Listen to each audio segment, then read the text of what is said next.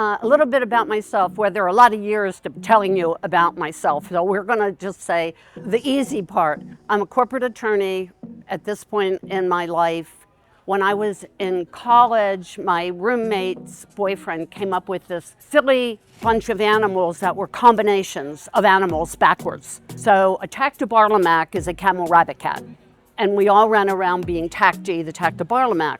So I kind of filed Tacti in the back of my mind and thinking, man, I could make an animal, I could write a book.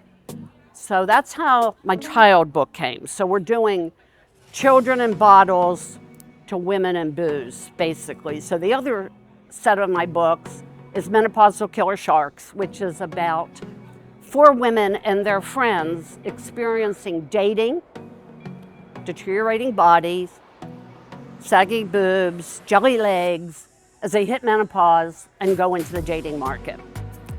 And I started writing that book before Sex and the City, shelved it, and then after my husband died, I was in between clients and I dusted it off, wrote it, published it in 2012, shelved it because I was broke and couldn't do book fairs like this, dusted it off when Reading Glass Looks kept calling and tempting me.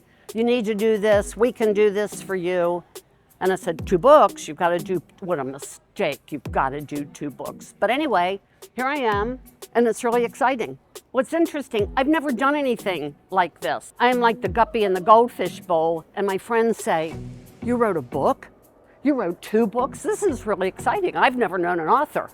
And then you come to LA, and there are all these aspiring authors with all their exciting books. I hope to get some traction and people like the book, want to buy it, maybe a screenplay, maybe a sequel or 2. Well, there are 2 different parts of me.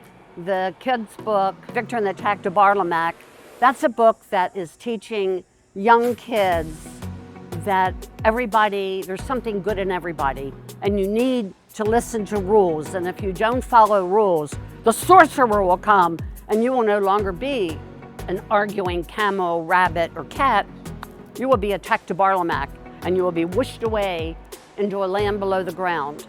And then, when you all live harmoniously together, one curious Tactobarlamac jumps out and goes to see the world above ground and meets baby Victor and starts a new life. So that is branching out of your comfort zone, which is where I am.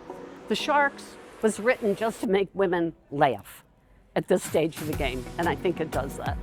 How do I convert from a corporate lawyer or a contracts lawyer where I'm argumentative and I have to win my point all the time and periodically see the other side to get to my point to win? Here, I'm just trying to be open and engaging. I'm a lawyer, so I've always wrote stories when I was a kid. In elementary school, I would write poems about my teacher and kids I didn't like in my class. And then I wanted to be a doctor, but it turned out my parents thought that my brother, who was an actuary, should be the doctor, and I should go be a housewife playing golf all day. So I worked at NASA, learned contracting, discovered that you couldn't impress anybody in negotiations when your hair was down to your waist. So I decided to go to law school at night, and turned out that was really where I was. And you learn to write in law school. Law school gives you the blueprint on how to write any kind of book, how to organize your thoughts. And when I wrote Sex and the City sequel, Menopausal Killer Sharks, my husband always wanted me to publish it. And I go, I can't do that. I can't have people reading my thoughts. So I published it, and my girlfriends came up and go, how dare you write about me? I said, it's fiction. It sounds like me to me. But it's been fun. It's been fun to say, I wrote this, and now to say, I published Victor and the Tactobarlamac for my grandson, Victor. So instead of putting money in a IRA for him, he's got a book. So here we are.